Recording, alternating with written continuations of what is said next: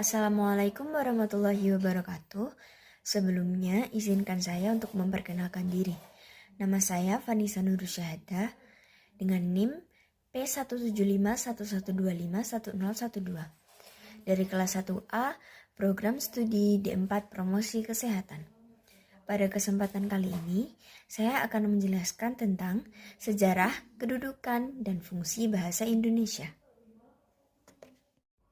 Selanjutnya, bagaimana sejarah bahasa Indonesia? Bahasa Indonesia berakar dari bahasa Melayu.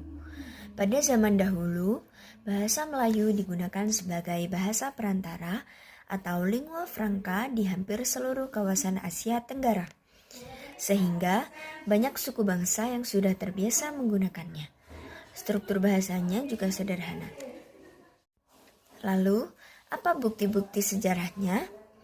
Yaitu ditemukan prasasti-prasasti yang merupakan peninggalan kerajaan Sriwijaya, yaitu pada abad 7 Masehi. Itu berbahasa Melayu kuno. Untuk prasastinya diantaranya adalah prasasti Kedukan Bukit yang ditemukan di Palembang bertahun 684. Selanjutnya ada prasasti Karangbrahi yang ditemukan antara Jambi dan Sungai Musi dan bertahun 688. Selanjutnya ada prasasti Gandosuli ditemukan di Jawa Tengah bertahun 632 Masehi. Dari penemuan tersebut dapat disimpulkan bahwa prasasti-prasasti itu tidak hanya ditemukan di Sumatera, melainkan juga ada di Jawa dan di daerah-daerah lain hampir seluruh Asia Tenggara. Lalu ada juga kedudukan bahasa Indonesia. Yang pertama sebagai bahasa nasional atau bahasa persatuan, yang kedua sebagai bahasa resmi negara. Yang pertama sebagai bahasa nasional atau bahasa persatuan.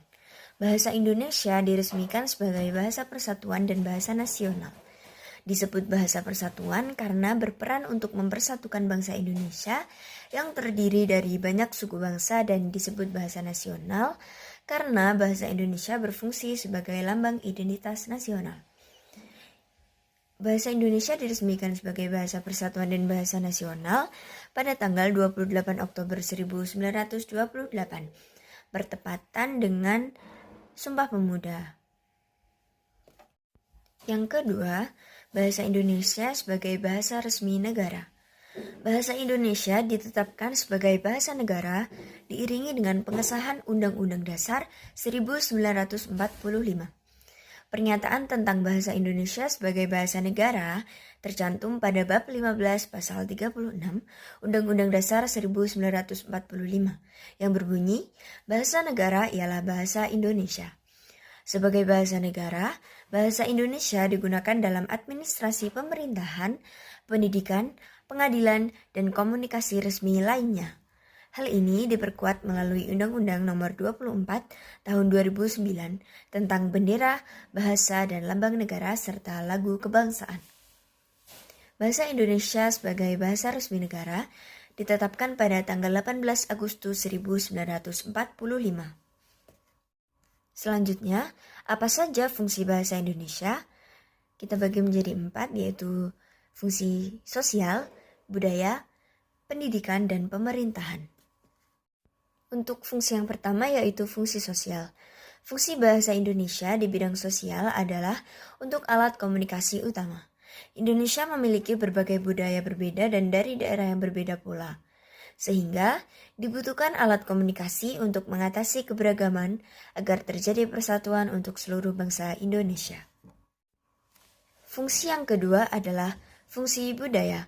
Dalam bidang kebudayaan, bahasa Indonesia berfungsi untuk mendeskripsikan dan mengekspresikan berbagai nilai budaya yang ada di Indonesia, termasuk karya sastra, seni, pertunjukan, dan lainnya.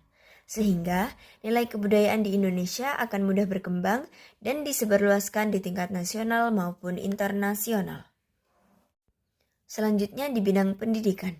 Bahasa Indonesia berperan sebagai bahasa pengantar dalam dunia pendidikan dan penelitian. Penggunaan bahasa Indonesia mempermudah akses dan pertukaran terhadap ilmu pengetahuan, baik bagi masyarakat di Indonesia. Karena karya ilmiah dan buku akademik ditulis menggunakan bahasa ini. Bahasa Indonesia juga bisa digunakan untuk berdiskusi terkait berbagai cabang ilmu pengetahuan. Selanjutnya, dalam bidang pemerintahan. Fungsi di bidang pemerintahan adalah digunakan dalam dokumen-dokumen resmi pemerintahan, seperti undang-undang, peraturan pemerintah, dan peraturan presiden. Selain itu, bahasa Indonesia juga digunakan dalam upacara kenegaraan dan rapat atau sidang resmi, seperti rapat paripurna DPR dan pertemuan kabinet.